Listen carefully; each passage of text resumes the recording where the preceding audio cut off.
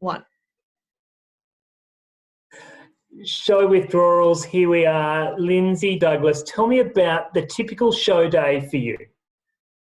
Typical show day these days looks very different. I've been going to the show for 35 years. Very sad not to be there this year, and third generation member of the show. I think I've got my grandfather Keith Douglas's metal members badges he used to have back in the day, dating back to before 1920.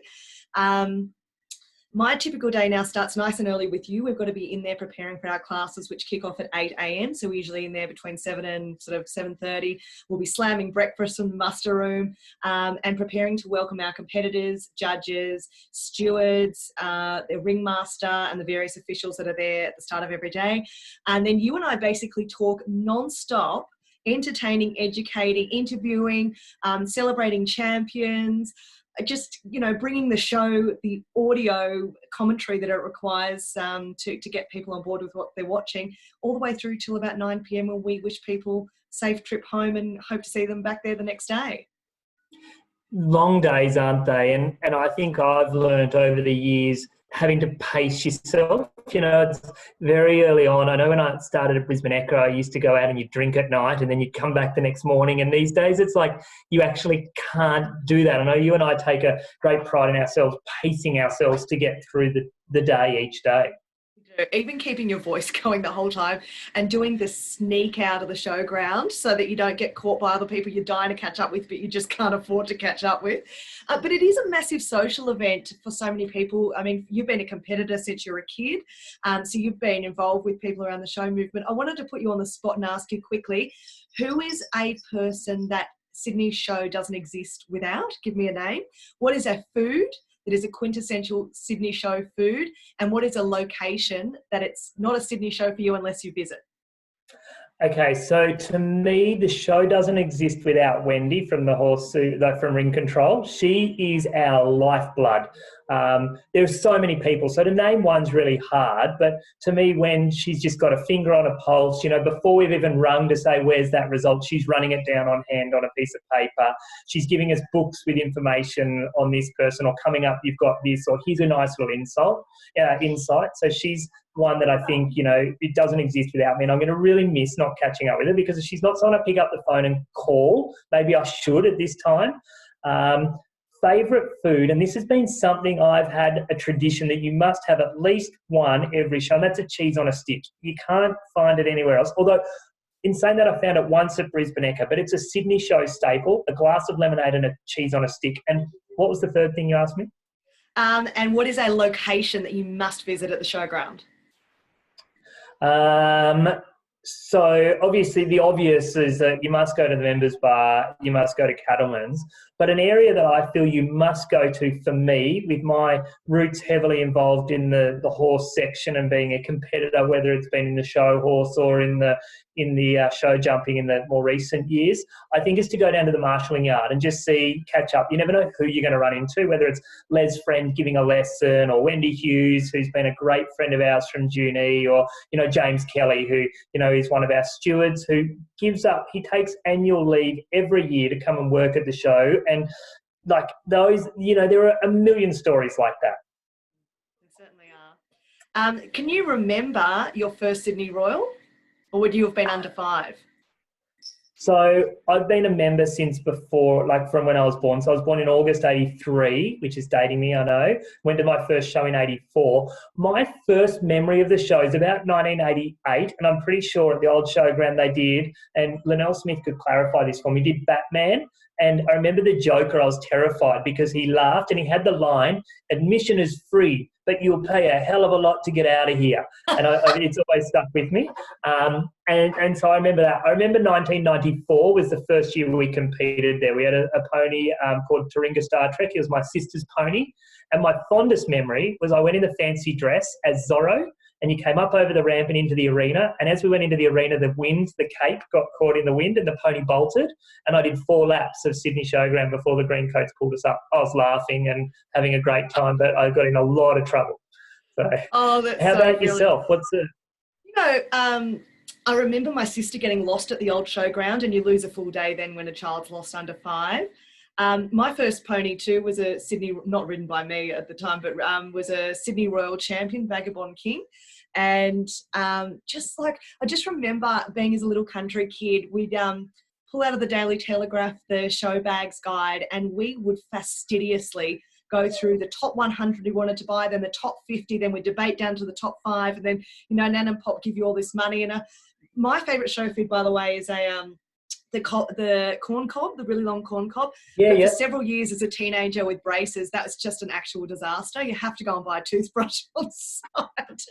And one of my favourite recent memories actually was when Harvey, who had been the scribe in the show jumping team, in the volunteer group there that support the judging, he had to go and have an operation, and they desperately needed someone to fill in the next day, and they didn't tell me it would be me until sort of 10 p.m, by which stage I was having a grand old time at the members bar.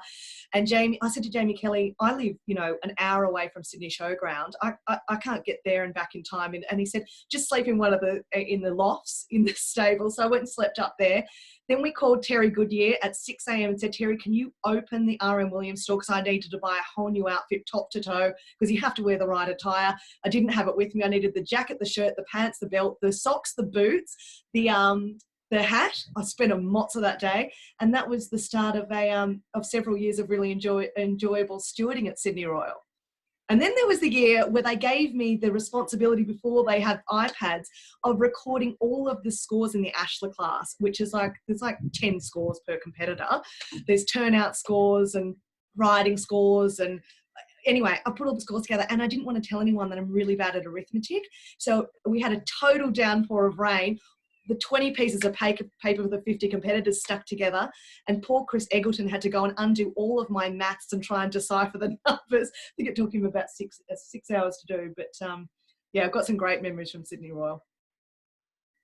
So interesting on people. A lot of people will know, because I know the different people come to the box and say, we loved it, Tim, when you were a bartender. So I was a bar manager and bartender in the members bar. I was 2IC of the members bar for 2 years, and then I ran another bar called the Muster Bar for a year.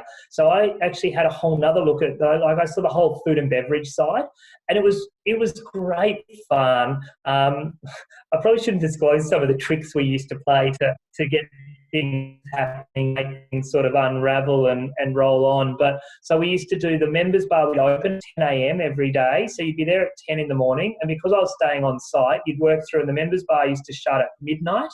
And then we'd go to the Clyde bar. I don't know if you remember the Clyde bar up above the... yes. It's been closed for a few years now. Sorry, the farm cat's just jumped up on the... Just say hi, Phoebe. Hello. Hello. Love it. Sorry, keep going.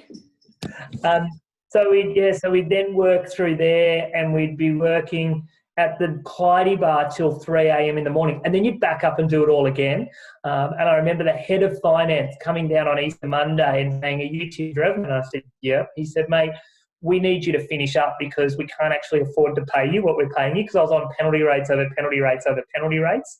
And I said, "Okay, I can leave." And then Louise Goddard, who was the lady in charge, and she actually came down and said, "No, we can't let Tim go because he knows all the systems." So I think I was earning about $180 an hour to pull beers because of all the penalty rates. So it was a lot of fun, obviously. and now sitting up in the commentary box, it's a bizarre place to sit, because everyone feels like they see you, but unless you get yourself out of there, you actually don't catch up with a lot of people. So, "Oh, I heard you at the show," and you're like, "Why didn't you message me? I could have ducked out and said hello." So I think that's part of my memory. I think one of the things that has been discussed but probably not publicised to the extent that it deserves is how important Sydney Royal is for reconnecting with country friends, and particularly with people in regional areas and rural areas that might have one thing in common in terms of the breed of cattle that they produce. They actually don't see those people except at Sydney Royal, and that actually... it's quite sad not to be there, and I think a lot of people are feeling that at the moment. I think too, Lyndsey, it's a time for us all to think, now's the time to pick up the phone and call that person. You might not talk to them very often. I actually caught up with Andrew Hamilton the other night. I gave him a call and we just chatted for about half an hour, because normally we catch up at the members bar or the cattlemen's every year, and it was really nice just to have that conversation. So whether it's a Skype call or just the boring old phone call, you don't have to be on Zoom or Teams or any of these. You can just have a phone conversation. I think this year, more so than ever, check in in with your mates, say good day, see how they're going, you know, have that annual catch up with them. And Facebook is so good. You can send them a message and just say, hey, you want to have a chat? And it'll be a really fun year. And people share those stories with us. We'd love to hear them. Yeah, absolutely. We're going to have a lot of fun, I think, over the next few days, catching up with characters that we think are intrinsic to the fabric of Sydney Royal Show. And hopefully people get a little bit of their show fix out of this interview series. I do want to know though, Linz, if someone can find the man who makes the cheese on the sticks, if someone could find one of those, name your price. I'm willing. I'm sitting here and I'm willing. He's the same guy that does the lemonade, and it's the best lemonade I've ever had. It's sour, it's sweet, it's punchy, it's tangy. You can't beat it. Just putting it out there, we're looking. Oh goodness. All right. Well, we are looking forward to any ideas and feedback and suggestions for what we should include in this program, and it's going to be a bit of fun, I think, Tim. I think it's going to be a lot of fun. Get those stories to us, comment, send us direct messages. We'd love to hear from you. We'll keep sharing our stories throughout the next couple of days, and keep tuning in. We're going to be trying to release as many as we can over the course of the 12 days of what Sydney Show 2020 should have been.